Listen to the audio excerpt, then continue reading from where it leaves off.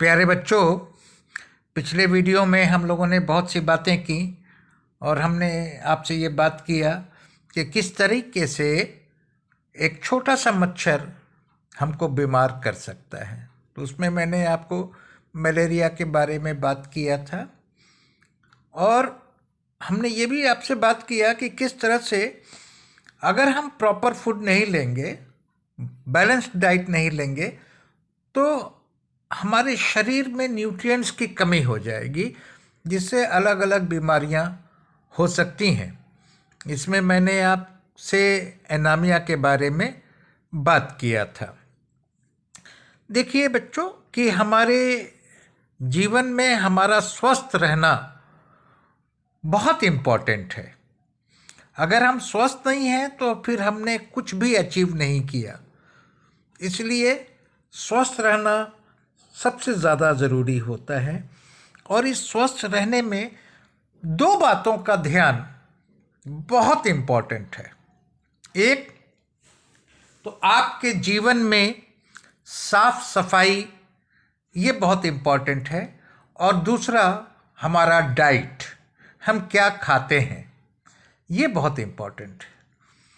क्योंकि अभी आपने पिछले वीडियो में देख लिया कि अगर हमारे फूड में आयरन की कमी होगी तो एनीमिया हो जाता है, और एनीमिया के ख़तरे के बारे में मैंने आपसे बात किया था। कभी कभी हम लोग अपनी गलती से बीमारियों को इनवाइट करते हैं।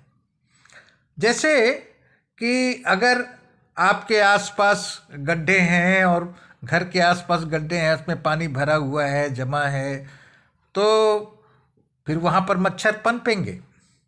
और ये मच्छर, सिर्फ मलेरिया का हमने आपको जिक्र किया था, और भी बीमारियां इन मच्छरों से फैलती है। जैसे डेंगू है, जैसे चिकनगुनिया है, और ये सब भी हमारे हेल्थ को प्रभावित करती हैं। और अभी तो मैंने आपसे कहा कि जहाँ गंदगी होगी वहाँ मच्छर पनपेंगे, और जहाँ गंदगी नहीं है वहाँ भी मच्छर पनप सकते हैं।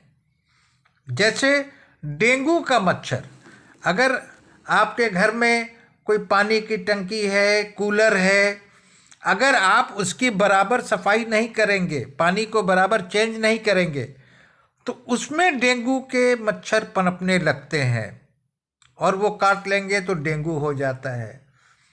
तो आपको करना क्या चाहिए? आपको करना चाहिए कि अपने आसपास कहीं भी पानी को इकट्ठा मत होने दीजिए। जो भी गड्ढे वड्ढे हैं उसको भर दिया जाए, ठीक है। जो भी वाटर पॉट्स है, कूलर्स है, टैंक है, उसकी बराबर सफाई कीजिए और हर हफ्ते उसको कम से कम पानी बदल के उसको सुखा देना चाहिए, ठीक है। अपने घरों में आप रात में मॉस्किटो नेट का इस्तेमाल कीजिए ताकि मच्छर से बच सकें।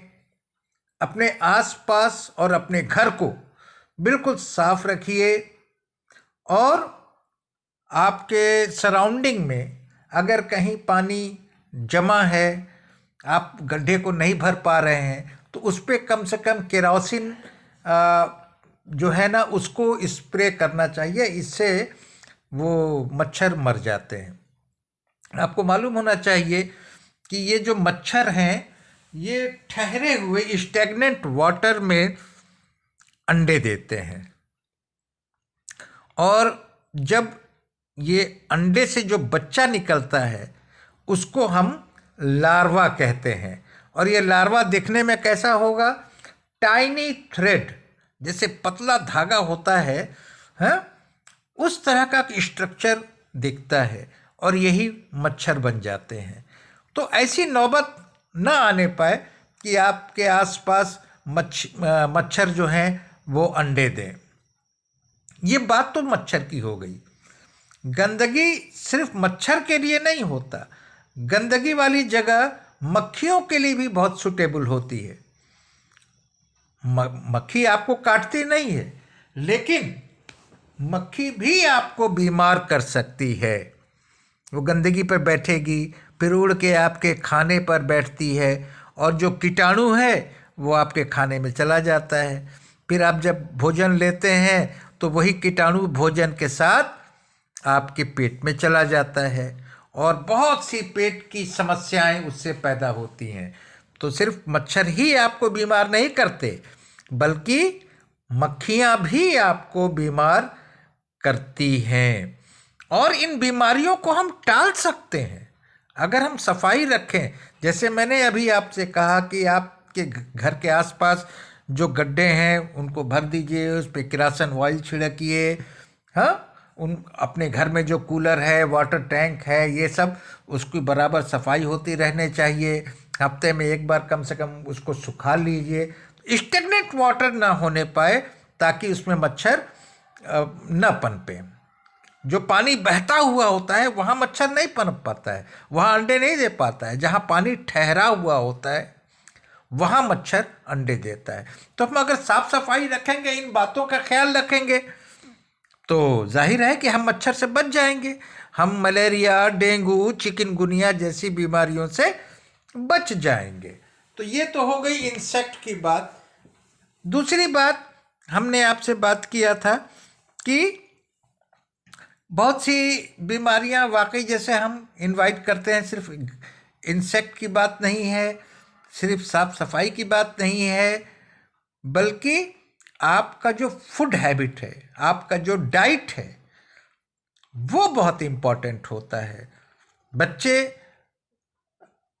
ये बात समझ नहीं पाते कि कौन सा फूड उनके लिए अच्छा है, कौन सा अच्छा नहीं है। बच्चे बर्गर मांगते हैं, हाँ, इस तरह का जो जंक फूड है वो खाना चाहते हैं, सब्जी खाना नहीं चाहते हैं। बहुत होगा तो आलू की सब्जी खाते हैं। तो फिर आपके शरीर में विटामिन्स और मिनरल्स कैसे पहुंचेंगे? और विटामिन्स और मिनरल्स नहीं पहुंचेंगे तो बहुत सी डेफिशिएंसी डिजीज हो सकती है।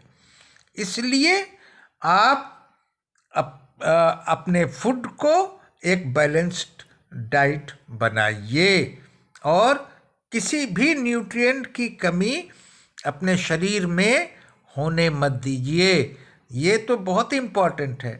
हाँ, तो बीमार होने से पहले ही अगर हम इन बातों का ख्याल रखेंगे तो हम बीमार ही नहीं पड़ेंगे ना। तो इस चैप्टर में आपने देखा कि कौन कौन सी बीमारी जो है वो इंसेक्ट फैलाता है, कौन कौन सी बीमारी हमारे न्यूट्रिएंट की कमी से होती है। तो ये दोनों चीज़ ऐसी है जिसको हम रोक सकते हैं। हम डेफिशिएंसी डिजीज़ को भी रोक सकते हैं, हम मलेरिया, डेंगू, चिकनगुनिया जैसी बीमारी को भी रोक सकते हैं। हम कॉलरा, टाइफाइड जैसी बीमारी को भी रोक सकते हैं, हम जॉन्डिस जैसी बीमारी को भी रोक सकते हैं। हम साफ सुथरा अपने आसपास को रखें ताकि मच्छर पनपने का प्रश्न ही ना हो। इसके अलावा भी हम मच्छरदानी का इस्तेमाल करें। ठीक है, तो खाना जो है हम ताज़ा खाएं, खाना हम बैलेंस्ड डाइट लें, पानी को हम बॉईल करके ठंडा करके हम उसको पिएं या फिल्टर करके पिएं, ताकि पानी में भी आपको नहीं दिखता, वो कीटाणु इतने छोटे होते हैं कि वो नहीं दिखते, और अगर पानी में कीटाणु हैं तो बहुत सी बीमारियां हो जाती हैं। हाँ, जैसे आपका जॉन्डिस है, वो तो कंटेमिनेटेड वाटर के थ्रू होता है।